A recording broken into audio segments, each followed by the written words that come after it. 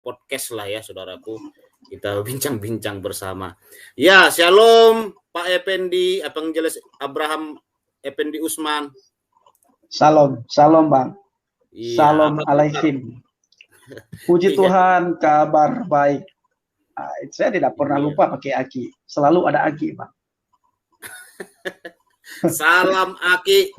Salam Aki. Aku kabarkan Injil kebenaran. Amin. Salam Aki, aku beritakan Injil kebenaran. Haleluya. Aku kabarkan Injil kebenaran. Oh ya, aku kabarkan Injil kebenaran. Okay. Aku kabarkan Injil kebenaran. Nah, ini penting sekali. Kenapa Injil kebenaran? Apakah ada yang salah pada ini? Apakah ada yang salah? Iya, iya. Kalau sudah ada kebenaran, pasti sudah ada yang salah, ada Injil yang salah. Sama halnya ketika ada Injil yang benar, otomatis ada Injil yang palsu. Iya, iya, iya. Injil yang palsu itu Injil yang kita pahami sebelum kita percaya kepada Yesus. Itu Injil yang palsu, Bang. Dan yang memalsukan Injil itulah orang yang kowar-kowar bahwa Injil itu palsu. Oh, begitu ya. Bagi saya begitu. Karena sampai detik ini belum pernah ada satu orang pun yang bisa membuktikan di mana sih yang palsu. Mana ayat? Enggak ada. Mana ayat yang dipalsukan? Siapa yang memalsukan? Itu tidak ada. Jadi dalam bulan-bulan ini, Bang, saya menemukan setelah saya membaca, saya renungkan, saya juga membaca kitab kita yang lama. Nah, saya menemukan ternyata memang ada Injil yang palsu. Begitu nah, ya. Injil yang palsu. Begitu. Jadi Injil yang palsu itu Injil yang menceritakan atau Injil yang membengkokkan cerita yang asli di dalam Injil yang kita pegang saat ini. Nah, di dalam Injil yang asli yang kita pegang, yang kita imani, itu jelas sekali tertulis bagaimana kehidupan Yesus. Dibengkokkan. Ada orang yang membengkokkan ceritanya. Bagaimana kematian Yesus? Ada orang yang membengkokkan. Dibilang itu Yesus itu tidak mati. Yesus tidak dibunuh. Yesus tidak mati. Nah, ini Bang termasuk Ustadz Munzir Sitomorang. Ustadz Munzir Sitomorang, setiap beliau ceramah, setiap beliau pidato di jamaah tabligh, di pengajian-pengajian yang beliau bikin, yang beliau adakan, itu selalu membahas Injil yang palsu. Wama qataluhu wama salabuhu. Engkau tidak membunuhnya, wama salabuhu, dan engkau tidak membunuhnya. Nah, ini Injil yang palsu, Bang. Iya. Ini Injil yang palsu. Iya, betul. Saya pun pernah juga kepikiran itu kan. Kalau memang kata mereka Yudas gitu ya yang disalib. Nah, berarti sudah bersandiwara lah antara Tuhan dengan Yudas untuk mengelabui orang banyak, kan begitu kan? Benar. Itu satu. Yang kedua, dalam kisah itu kan jadi lucu begitu loh. Itu satu. Yang kedua, dari mana mereka tahu kalau itu Yudas? Iya, betul. Iya kan? Iya. Nah, sementara kalau mereka lihat di dalam Alkitab, darah Yudas itu darah pengkhianat. Darah pengkhianat tidak cocok untuk menembus dosa saya dan dosamu, Bang. Darah pengkhianat nggak bisa dipakai. Nah, maka saya pernah ceritakan sama teman-teman ya di sekitar tempat tinggal saya. Saya bilang pemahamanmu tentang kekristenan dengan pemahaman saya, dengan pemahaman Ustadz, dengan pemahaman para kiai, para alim ulama, itu sama. Pemahaman saya sebelum menjadi orang Kristen sama. Injil dipalsukan, orang Kristen itu kafir, di luar agama Islam itu mati masuk neraka, walaupun belum pernah ada dalil bahwa di luar agama Islam itu mati masuk neraka. Belum kita temukan dalilnya. Sama persis. Injil dipalsukan, itu yang mati itu bukan Yesus tapi Yudas Iskariot. Walaupun tidak tertulis di dalam kitab suci kita, di dalam kitab suci kita yang lama bahwa yang mati itu Yudas. Jadi kadang-kadang kita berpikir orang Kristen ini baik-baik gitu ya, nggak mau membalas gitu ya. Kan dari dulu itu dituduhkan kitab suci kita itu sudah dipalsukan, bahkan macam-macam lah, sampai nabi dipalsukan, ya fitnah-fitnah gitu. Tapi puji Tuhan lah, kita tidak pernah menemukan waktu kita bersama nih satu agama masa lalu ya, saudaraku. Dan setelah kita kenal Tuhan Yesus, kan kita nggak pernah diajak Bapak Pendeta berdemo membela Injil yang dipalsukan. Kan nggak pernah. Nggak pernah. Nggak pernah ya. Nah kan begitu.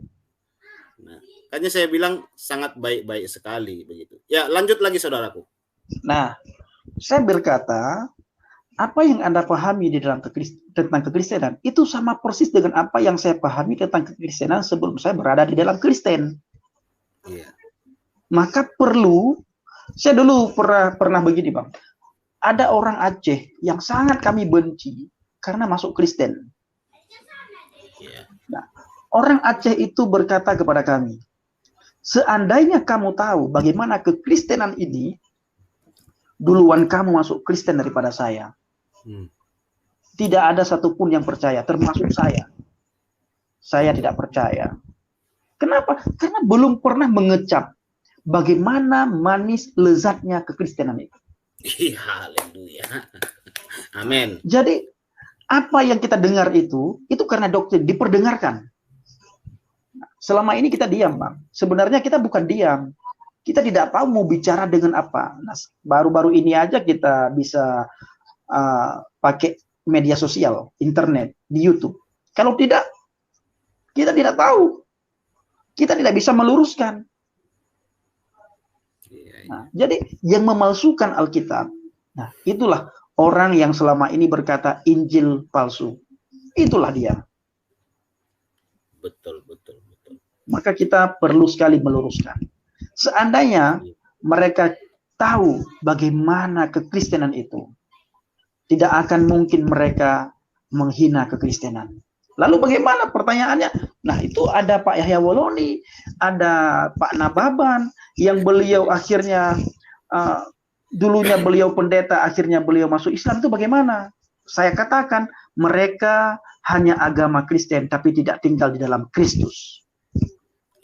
Kalau orang tinggal di dalam Kristus, Yesus berkata, tidak ada satu manusia pun, tidak ada satu kuasa pun yang bisa merebut kita dari tangan Kristus. Tidak ada.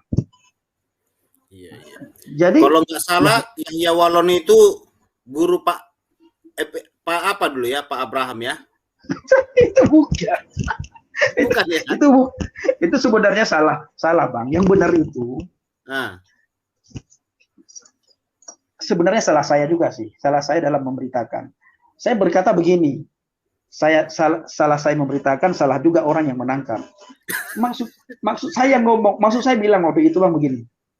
Iya. Kemanapun Yahya Woloni, kalau dia ceramah di daerah Kabupaten Biren, Aceh, Kabupaten Biren, saya selalu hadir. Saya selalu hadir apabila Yahya Woloni datang khotbah, ceramah, pidato di Kabupaten Biren. Saya selalu hadir. Karena saya ini termasuk, saya sangat ngefans sama beliau. Ngefans sekali sama beliau, sama Yahya Woloni. Dulu ya? Dulu Bang. Kenapa ngefans?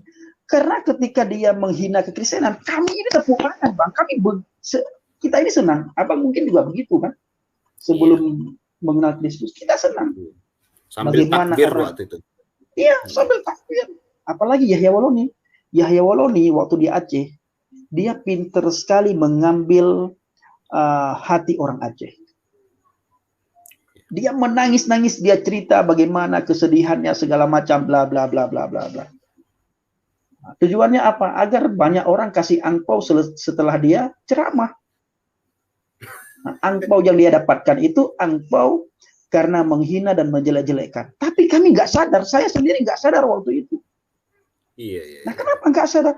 Masih terselubung, Bang. Ini kita masih terselubung. Ini pikiran kita masih kepikiran kita masih terselubung, hati kita masih terselubung. Jadi saya menemukan satu firman Tuhan di dalam Alkitab.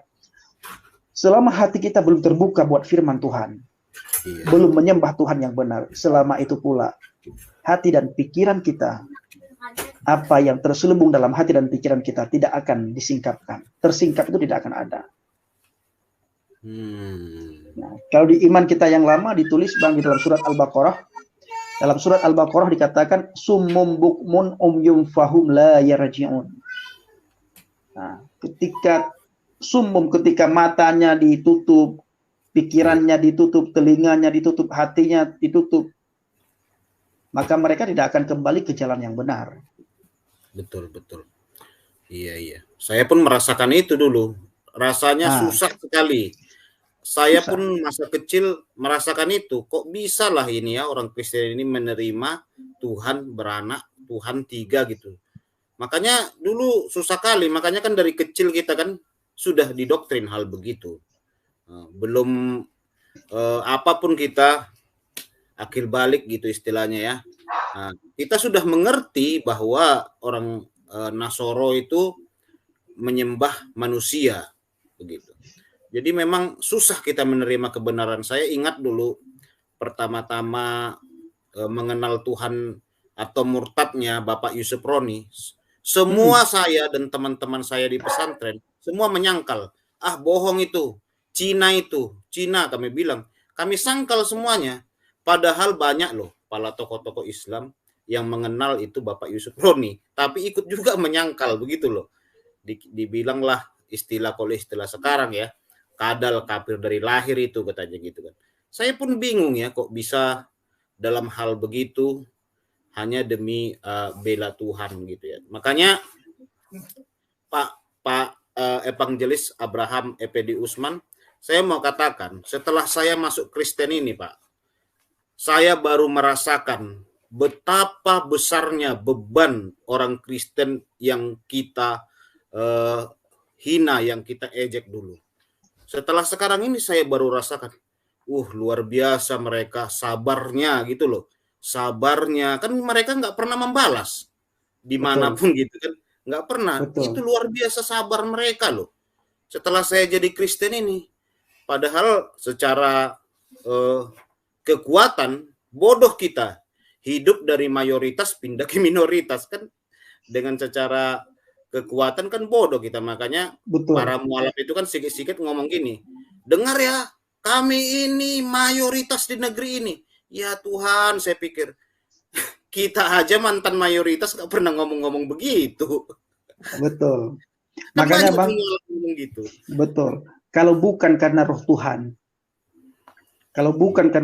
tidak mungkin kita yang mayoritas bergabung dengan minoritas.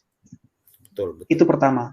Yang kedua, setelah kita keluar dari mayoritas, ada konsekuensi yang kita terima. Ada hal-hal yang kita terima yang tidak sangat enak kita rasakan.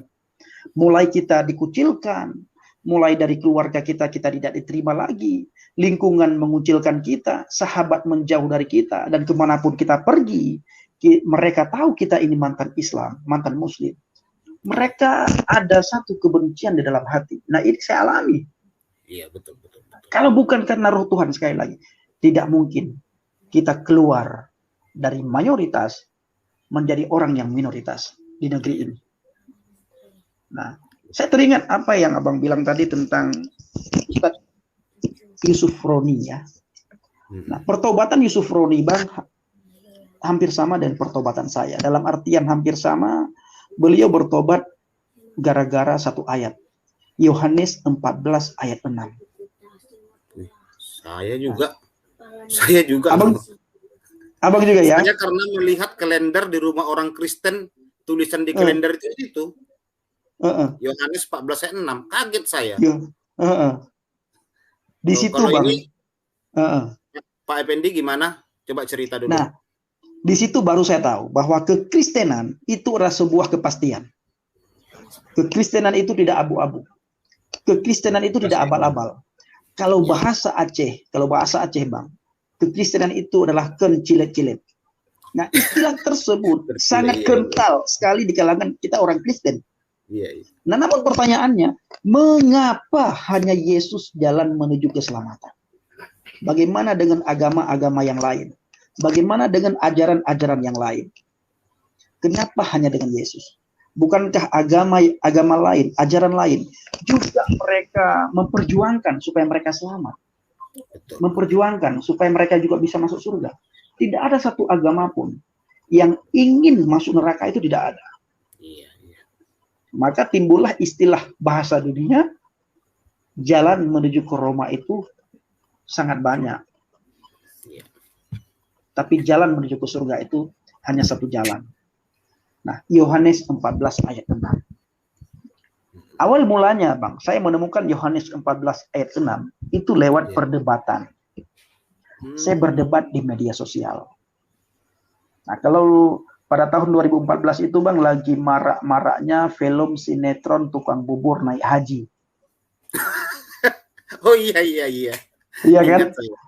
Nah, pada waktu itu saya menulis di Facebook. Saya bikin status di Facebook. Insya Allah tahun 2017 tukang sapu lidi naik haji. Kebetulan saya punya usaha sapu lidi di Aceh. Nah, saya bikin tukang sapu naik haji. Semua teman-teman saya itu memberikan satu dorongan kepada saya supaya cita-cita mulia saya itu tercapai untuk naik haji. Walaupun, Bang, kalau kita melihat dalam Al-Quran tidak ada perintah naik haji, itu tidak ada perintah dalam Al-Quran. Nah, yang jelas waktu itu kerinduan saya kepingin naik haji. Nah, di antara sekian banyak komentar, masuklah komentar saudara kita Boru Silalahi. Nah, saya tidak tahu, Bang, kok bisa berteman dengan dia? Tidak tahu. Tiba-tiba aja dia masuk kolom komentar saya, dia tulis, dia komentar di situ, apa kamu bilang naik haji? Jangan-jangan tahun 2017 kamu pergi ke Israel. Abang kan tahu sendiri, ketika kita mendengar nama Israel, itu telinga kita itu bagaimana? Pikiran kita, hati kita itu panas menyala-nyala karena kita sudah didoktrin. Nah, singkat cerita, saya caci maki Ibu Sofi ini. Benar-benar saya caci maki dia. Akhirnya Ibu Sofi ini ambil akun Facebook saya, dimasukkanlah ke grup. Islam bertanya, Kristen menjawab. Kristen bertanya, Islam menjawab. Setiap hari, Bang, di grup itu debat. Setiap hari debat. Dan dalam debat itu terjadi cacian dan makian serta hinaan. Saling menghina keyakinan. Umat Kristen menghina keyakinan umat Islam. Umat Islam menghina keyakinan umat Kristen. Jadi ketika dipertanyakan tentang iman, itu tidak memberikan jawaban. Jawaban itu tidak diberikan. Justru terjadi cacian, makian, hinaan. Nah, inilah, Bang, saya sampai detik ini menghindari debat. Kalau ada orang bilang, oh kamu tidak memahami apapun, makanya kamu menghindari debat. Silahkan, ambil kepintaran buat kamu. Biarlah kebodohan buat saya, nggak apa-apa. Yang penting saya tidak mau debat. Nah, tapi, Bang, saya percaya kepada Yesus bukan karena kalah debat. Bukan. Nah, di saat terjadi cacian, di saat terjadi makian, di saat terjadi hinaan, ada satu anak Tuhan yang selalu hadir di bawah kolom komentar saya. Beliau berkata kepada saya dua hal. Yang pertama, Mas Pendi, saya membaca profil Facebook Anda. Saya membaca profil Anda bahwa Anda ini mantan santri. Anda pernah mondok. Benarkah Anda pernah mondok? Benarkah Anda mantan santri? Lulusan pesantren? Saya jawab, iya benar kafir. Bayangkan, Bang. Iya benar kafir. Saya ini mantan pondok. Nah, lalu dijawab sama Pak Kurnia Budi itu.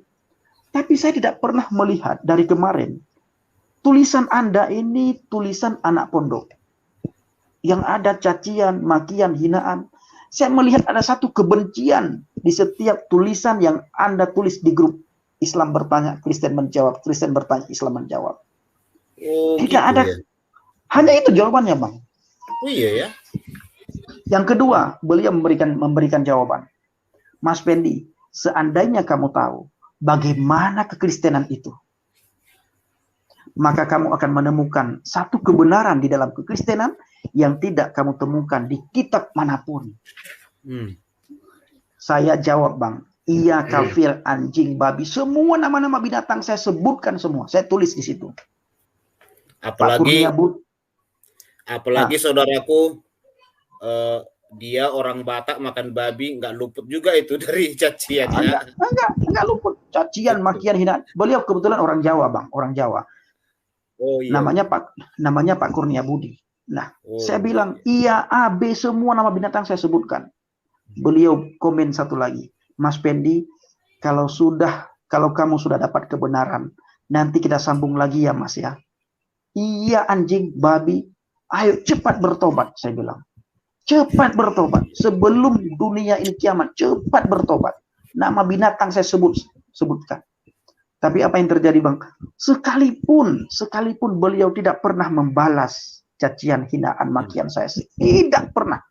Padahal saat itu, menurut cerita yang saya dengar setelah saya menjadi orang percaya, beliau lagi menjaga istrinya yang lagi sakit di rumah sakit. Tapi begitu sabar beliau menghadapi saya. Dan sekarang saat ini istri beliau sudah bersama Bapak di surga, sudah meninggal. Tidak lama saya masuk Kristen, istri beliau meninggal. Nah, ini awalnya, Bang. Cacian, makian, hinaan itu saling serang menyerang, Bang. Tidak persis kalau kita melihat di media sosial saat ini. Itulah yang terjadi. Di setiap grup ada orang Kristen, ada orang Islam. Setiap grup itu pasti terjadi cacian, makian, hinaan. Hanya beberapa orang saja yang benar-benar diskusi. Yang lain debat kusir, Bang. Nah, singkat cerita, hati saya, pikiran saya bertanya-tanya, apa sih yang dipelajari oleh Bapak Kurnia Budi ini? Nah, perhatikan, Bang, saya tidak bertanya apa yang dipelajari oleh orang Kristen. Karena kenapa saya tidak bertanya? Ya? Kenapa saya tidak bertanya apa yang dipelajari oleh orang Kristen? Kan orang Kristen itu sama dengan saya. Saya mencaci maki dia, dia caci maki saya. Saya hina iman dia, dia hina iman saya. Ketika saya menghina Yesus, bahwa Yesus mati sangat memalukan, mati dengan tidak pakai apa-apa, hanya pakai sempak doang, dia menghina nabi saya. Dia bilang nabi kamu itu menikah bla bla bla, banyak sekali istri. Waduh, tambah marah saya. Tambah marah saya. Tapi Pak Kurnia Budi ini, beliau hadir di bawah kolom komentar saya. Itu persis seperti di saat saya marah itu, beliau membawa sesuatu hal yang luar biasa bagi saya. Sehingga amarah saya itu dari saat memuncak, Bang, amarah saya bisa down. Nah, tergenapilah Amsal 15 ayat 1. Bisa dibuka, Bang.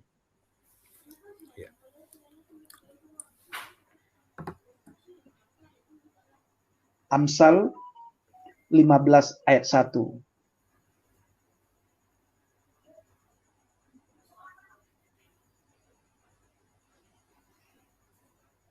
Ya. Beginilah firman Tuhan. Jawaban yang lemah lembut meredakan kegeraman, tetapi perkataan yang pedas membangkitkan marah. Nah, iya. Jawaban yang lemah lembut meredakan kegeraman atau meredakan kemarahan, meredakan amarah. Tetapi jawaban yang kasar, jawaban yang pedas atau jawaban yang kasar menyebabkannya bertambah-tambahnya amarah. Nah, cacian, makian, hinaan. Yang saya caci maki, yang saya hina, beliau balas dengan kata-kata yang sangat lemah lembut, Bang. Tulisan yang enak dibaca. Tulisan yang bisa menyegarkan hati dan jiwa saya. Tulisan beliau yang bisa membuat pikiran saya berpikir apa yang dipelajari oleh Pak Kurnia Budi ini. Kenapa Bapak Kurnia Budi ini berbeda dengan orang Kristen pada umumnya? Tidak pernah membalas cacian saya, tidak pernah membalas hinaan saya. Sementara yang lain, Bang, selalu membalas hinaan, makian, cacian saya. Saya hina iman Kristen, mereka hina iman saya. Saya hina Tuhan Yesus, mereka hina Nabi saya. Saya hina Alkitab, mereka hina Al-Quran. Iya. Nah, Akhirnya pikiran saya bertanya-tanya, hati saya bertanya-tanya, apa sih yang dipelajari oleh Pak Kurnia Budi ini? Akhirnya Bang, iseng-iseng, saya ketik di Google a Bible. Ketika saya ketik a Bible, itu keluar satu ayat. Yohanes 14 ayat 6. Tidak ada keluar ayat lain. Satu ayat tok keluar. Akulah jalan, kebenaran, dan hidup. Tidak ada seorang pun yang datang kepada Bapa kalau tidak melalui aku. Saya teringat, langsung saya teringat waktu di pesantren, Bang. Di pesantren kita belajar mengenai nabi, kita belajar mengenai rasul. Ada banyak rasul dalam Islam diajarkan, ada banyak nabi dalam Islam diajarkan. Ada banyak malaikat di dalam Islam diajarkan. Tetapi yang wajib kita imani, yang wajib kita ketahui, dan yang wajib kita hafal itu adalah 25 nabi dan rasul. 25, yang ke-25 adalah Khatamul Anbiya, Nabi Muhammad, penutup para nabi. Yang pertama Adam. Nah, begitu juga ada banyak malaikat, tetapi yang wajib kita imani dan yang wajib kita hafal itu adalah 10 malaikat. Di antara para malaikat, di antara para nabi dan rasul yang ke-25 itu, tidak ada satu nabi dan rasul pun yang berani berkata, akulah jalan, kebenaran, dan hidup. Tidak ada seorang pun yang bisa datang kepada Bapa kalau tidak melalui aku. Tidak ada satu manusia pun yang bisa bertemu face to face dengan Tuhan kalau tidak melalui aku. Kalau dengan cara pandang saya, Bang, kalau dengan cara pandang saya, kalau kamu ingin masuk surga, harus melalui Yesus. Tidak ada cara lain. Tidak ada jalan lain. Harus melalui Yesus. Setelah saya membaca, setelah saya menemukan Yohanes 14 ayat 6, saya langsung seperti orang stres istilahnya. Saya duduk termenung, pikiran saya melayang-layang, hati saya nggak karu-karuan. Saya duduk termenung, saya nggak bisa lagi kerja. Termenung aja kerjaan saya, termenung saja. Dan ketika waktunya sholat, hayya 'alas sholah, mari kita sholat. Hayya 'alal falah, mari kita mencari kemenangan. Saat ini saya katakan, kemenangan itu saya sudah mendapatkan, tidak perlu lagi saya cari. Kemenangan saya sudah dapatkan, kemenangan di dalam Yesus. Melawan iblis, melawan kuasa kegelapan, melawan dosa. Saya ditebus dan masuk surga. Iman kepastian, kan iman cilet-cilet, bukan iman kaleng-kaleng. Amin, amin, amin. Sejak itu, Bang, karena setelah saya menemukan Yohanes 14 ayat 6, saya dan keluarga sering cekcok dengan mama saya. Karena ketika mama saya suruh saya sholat, saya sudah tidak bisa lagi sholat. Bukan tidak bisa hafal sholat, bukan saya lupa sholat, bukan. Setiap saya takbiratul ihram, Bang, setelah takbiratul ihram, Allahu Akbar, saya mendengar suara di telinga saya dengan jelas, dengan begitu merdu, akulah jalan, akulah jalan, akulah jalan. Setiap saya takbiratul ihram, Allahu Akbar, akulah jalan, akulah jalan, akulah jalan. Orang yang belum pernah mengalami Yesus, saudara-saudara kita yang tidak pernah mengalami Yesus, boleh saja mereka berkata kita bohong, boleh. Tapi kalau sudah mengalami perjumpaan pribadi dengan Yesus, kebohongan itu tidak akan lagi keluar dari mulut kita. Tidak akan keluar lagi. Nah, ini yang saya alami, Bang. Hingga sekali waktu, saya benar-benar tidak bisa sholat karena malas. Akhirnya, supaya saya tidak mau ribut dengan mama saya lentangkan sejadah, Bang. Saya lentangkan sejadah, saya berdiri di atas sajadah. Kalau mama saya memperhatikan saya sholat. Tapi tidak baca apa-apa. Saya lakukan gerakan sholat. Tapi kalau mama saya tidak lihat, saya diam saja di atas sajadah itu. Kira-kira sudah 7 menit. Saya selesai, saya keluar dari sajadah, saya lipat sajadah baik-baik. Dengan benar, saya taruh di tempat letak sajadah. Sampai begitunya saya berbohong, Bang. Supaya tidak mau ribut. Nah, singkat cerita, saya masuk lagi. Ini sudah lama saya. Setelah saya berdebat menemukan Yohanes 14 ayat 6, saya sudah 2 minggu tidak pernah muncul di grup Islam Bertanya Kristen Menjawab. Iya, iya. Nah, singkat cerita, saya masuk lagi di grup Islam Bertanya Kristen Menjawab. Saya tulis di grup itu, Bang, mulai sekarang tukang sapu lidi percaya kepada Yesus. Adakah di antara Bapak Ibu di sini, adakah di antara orang Kristen di sini yang mau mengajarkan kepada saya siapa itu Yesus? Wah, heboh grup, Bang, heboh. Cacian, makian, itu langsung terjadi cacian 2 arah. Dari orang Kristen mencaci maki saya, dari orang Islam mencaci maki saya. Orang Kristen tidak percaya kalau saya benar-benar percaya kepada Yesus. Mereka tidak percaya. Akhirnya mereka ambil tindakan mereka ambil tindakan, Bang, supaya tidak terjadi kekacauan di grup itu. Mereka keluarkan saya. Yang mengeluarkan saya itu adminnya orang Kristen. Bayangkan. Nah, akhirnya saya kembali ke Ibu Sofi, ke Boru Silalahi tadi, Bang. Ibu Sofi Silalahi yang membalas komentar saya, apa kamu bilang naik haji, jangan-jangan kamu pergi ke Israel. Nah, saya cari lagi dia di Facebook, dapat, kami saling komentar, saling komunikasi lewat Messenger. Akhirnya saya kasih nomor HP saya, dia kasih nomor HP-nya, hampir tiap hari kami komunikasi, Bang. Komunikasi aja. Dengan dia, dengan suaminya, walaupun belum kenal, belum pernah ketemu, kami sudah seperti saudara. Nah, singkat cerita, saya ceritakan sama beliau, sama Ibu Sofi, Mbak, tahu nggak apa tujuan saya dekat dengan Mbak?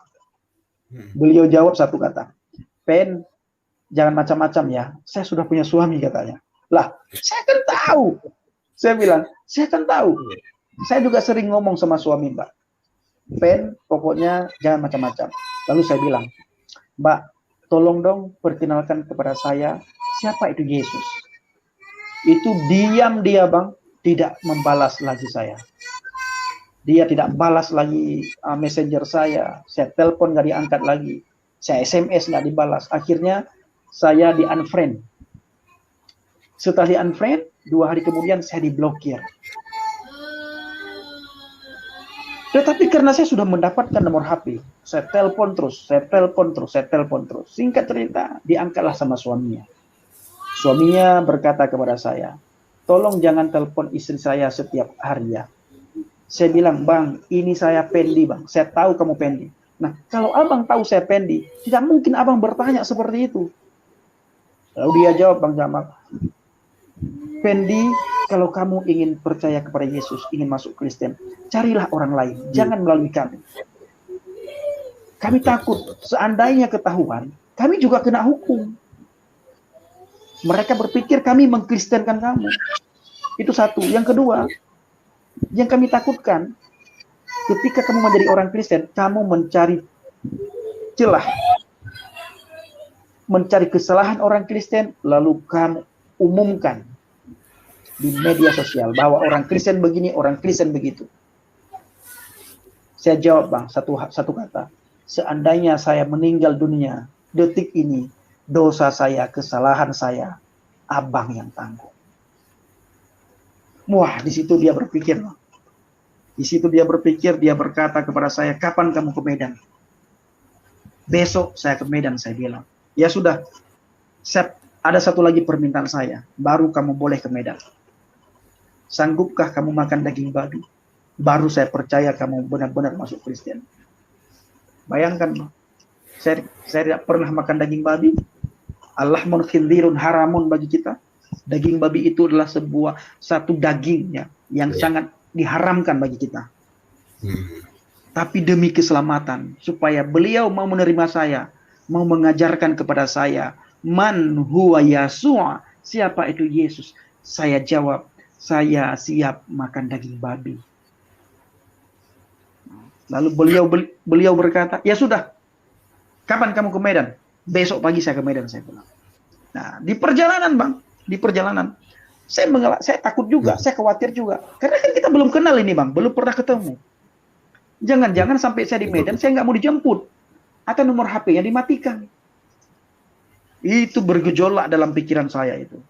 Tapi saya tetapkan, saya hilangkan rasa khawatir, saya hilangkan rasa takut. Yang saya tahu, saya harus memahami siapa itu yang mati di kayu salib. Yang selama ini diceritakan oleh ustadz kami, yang selama ini diceritakan oleh ustazah kami, bahwa yang mati di salib itu bukan Yesus, sementara Yesus diangkat ke surga. Saya ingin tahu, benarkah yang disalib itu Yesus? Karena di dalam kitab suci saya lama, Al-Quran dikatakan, wa ma qataluhu wa ma salabuhu. Engkau tidak membunuhnya dan engkau tidak menyalibnya. Tetapi yang engkau bunuh dan yang engkau salib itulah orang yang diserupakan. Sebagian pendapat dikatakan bahwa, diceritakan bahwa yang disalib dan diserupakan itu adalah murid Nabi Isa alaihi salam wassalam. Sebagian lagi Yudas Iskariot. Dan sebagian lagi ulama berkata, wallahu alam, hanya Allah yang tahu. Karena sampai detik ini, di antara para alim ulama, belum satu ulama pun yang tahu siapa yang disalib itu. Belum ada. Ustadz Abdul Somad simpang siur jawabannya. Tidak ada yang tidak tahu. Beliau bilang Yudas Iskariot. Sementara dalam Al-Quran tidak tertulis nama Yudas Iskariot. Ya. Kalau beliau lihat di Alkitab Yudas Iskariot adalah pengkhianat. Darah pengkhianat tidak layak untuk menebus dosa kita. Tidak layak. Karena Yudas adalah pengkhianat kepada firman. Nah, singkat cerita bang. Sampailah saya di Pinang Baris bang. Terminal Pinang Baris Medan. Tahu saya. Saya telepon Ibu Sofi. Tidak lama kemudian saya dijemput oleh anak beliau. Ketika dijemput oleh anak beliau, saya dibawa ke rumah di daerah perumahan Setiabudi. Begitu saya sampai ke rumah Ibu Sofi, saya menangis bang. Saya nangis. Karena beliau bisa, maaf cakap, orang miskin bang. Saya tidak bisa tidur. Tidak ada tempat tidur bagi saya. Saya hanya duduk di kursi. Itu pertama. Yang kedua, lalu lalang anjing. Dan di depan rumah beliau itu ada orang yang mengumpulkan barang-barang bekas. Bagaimana baunya. Sementara saya tidak pernah merasakan hal itu ya, bisa dikatakan. Nah, singkat cerita bang, 3 hari saya di sana. Nah, lalu Ibu Sofi bawa saya mencari orang yang mau menampung saya selama saya di Medan waktu itu. Iya. Dicarilah namanya Bapak Sinaga. Tinggallah saya di rumah Bapak Sinaga. Ketika saya hadir datang di rumah Bapak Sinaga panggil istrinya, Buru Tobing. Nah, mereka itu angkat saya sebagai anak. Lalu Ibu Tobing, mama angkat saya ini bang, memanggillah seorang pendeta karismatik. Sementara dua-duanya orang tua angkat ini gereja HKBP. Dipanggil pendeta karismatik. Setelah datang pendeta karismatik, ditanyalah, kenapa kamu bisa datang ke Medan? Saya ceritakan apa adanya. Akhirnya saya didoakan. Beliau datang berdua dengan istrinya. Beliau doakan saya. Ketika beliau doakan saya, tiba-tiba saya menangis. Tidak bisa terbendung. Saya menangis terseduh-seduh. Saya tidak tahu kenapa menangis. Cuma yang saya rasakan di saat beliau mendoakan saya, menopangkan tangan di kepala saya sambil beliau peluk saya merasakan ada sesuatu hal yang masuk dalam tubuh saya yang memberikan kenyamanan, kedamaian, sukacita yang tidak pernah saya dapatkan selama saya berada di dalam agama Islam. Haleluya. Wow, saya berdagis. Di saat itu Pak Ismianto sama istrinya, dua-duanya mereka peluk saya. Dibilang sama istrinya, lanjutkan Pak, lanjutkan doanya. Nah, begitu selesai bang, ditanya, apa yang kamu rasakan? Saya ceritakanlah, saya belum pernah merasakan damai sejahtera. Belum pernah merasakan sukacita. Selama ini belum pernah. Baru kali ini saya merasakan damai sukacita. Maka benarlah kata firman, apa yang Tuhan berikan itu berbeda dengan apa yang diberikan oleh dunia. Nah, saat itu bang, saya meneladah ke langit. Saya meneladah ke langit detik itu di depan mereka. Saya meneladah ke langit, saya berdoa sama Tuhan. Saya berkata, Tuhan, Engkau sudah mengambil saya dari ribuan orang Aceh, dari bahkan ratusan ribu orang Aceh. Saya meminta dua hal kepada Engkau Tuhan. Jadikan saya sebagai penginjil atau jadikan saya sebagai pengkhotbah. Amin. Dua hal itu saya minta. Saya tidak minta apapun. Dua hal ini saya minta. Tuhan, jadikan saya ini penginjil atau jadikan saya sebagai pengkhotbah.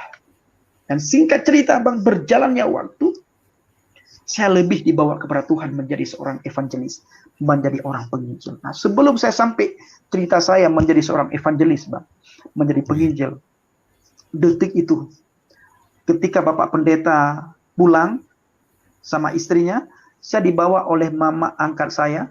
Waktu itu beliau belum menganggap saya sebagai anak ya. Mereka belum menganggap saya sebagai anak, masih orang asing. Saya dibawa ke rumah makan. Nah, sampai ke rumah makan, saya makanlah seperti biasa, lalu pulang. Besoknya saya dibawa ke gereja HKBP Jalan Jenderal Sudirman. Gereja besar salah satu HKBP terbesar di Medan. Iya, mantap. Nah, salah satu gereja besar terbesar, HKBP terbesar dan terindah, terelok di Medan. Iya. Waktu itu, Bang, ketika dibawa, mama angkat saya ini jemput teman-temannya. Nah, teman-temannya ini tidak tahu kalau saya ini orang Aceh yang baru saja percaya kepada Yesus. Mereka ngomong saja bahasa Batak. Saya tidak tahu entah apa yang mereka ngomongkan. Yang jelas saya juga tidak mau tahu. Yang saya tahu, saya mau ke gereja. Nah, ketika sampai di gereja HKBP Jalan Jenderal Sudirman, Bang, saya masuk ke gereja itu. Saya bilang, saya teringat ketika kita masuk masjid ya. Masuk dengan kaki kanannya. Saya lakukan itu kan.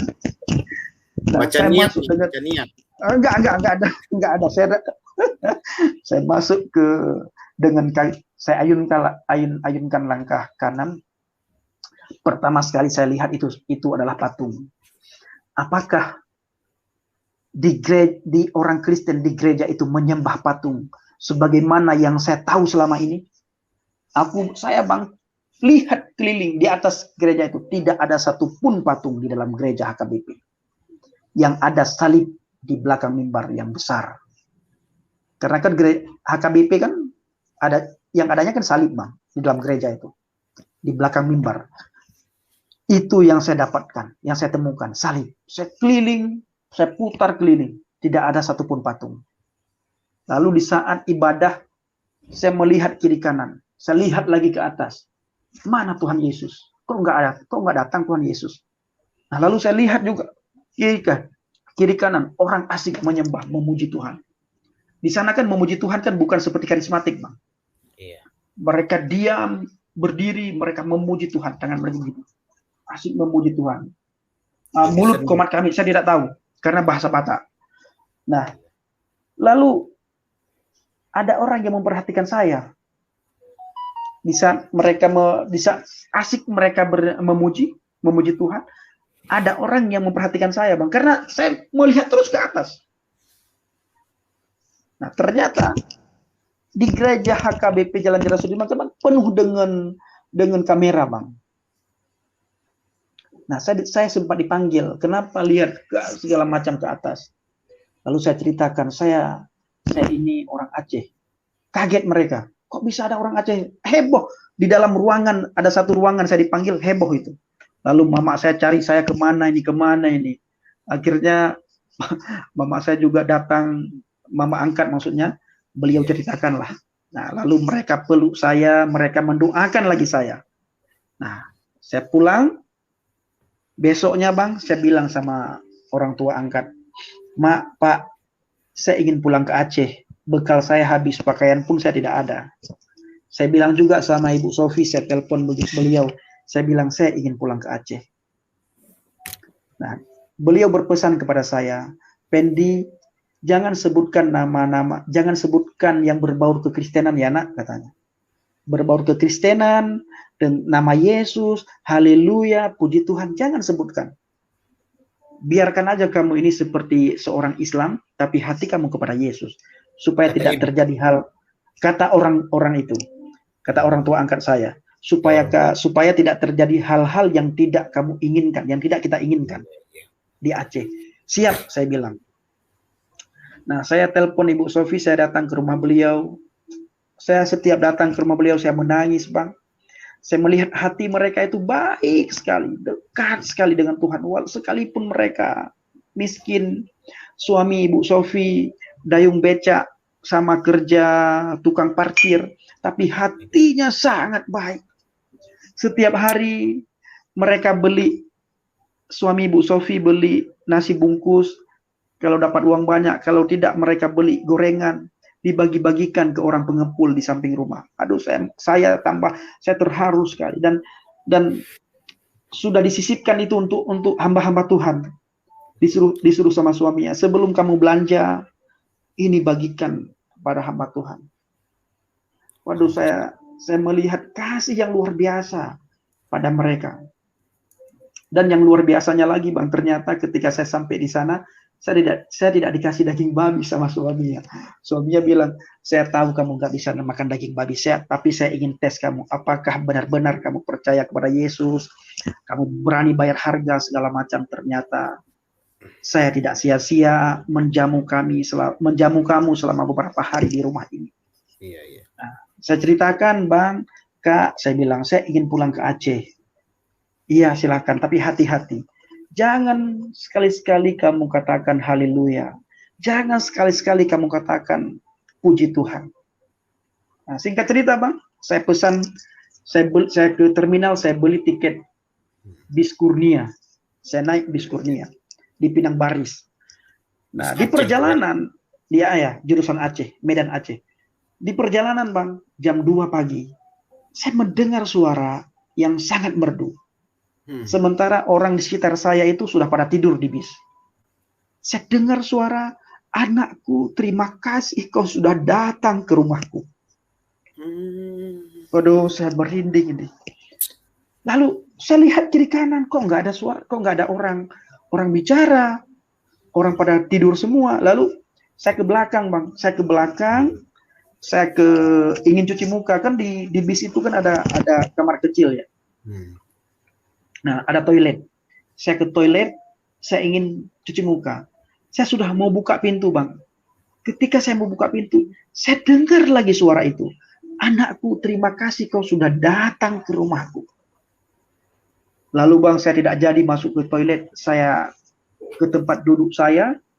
Saya diam dengan dada saya, jantung saya berdegup kencang ya.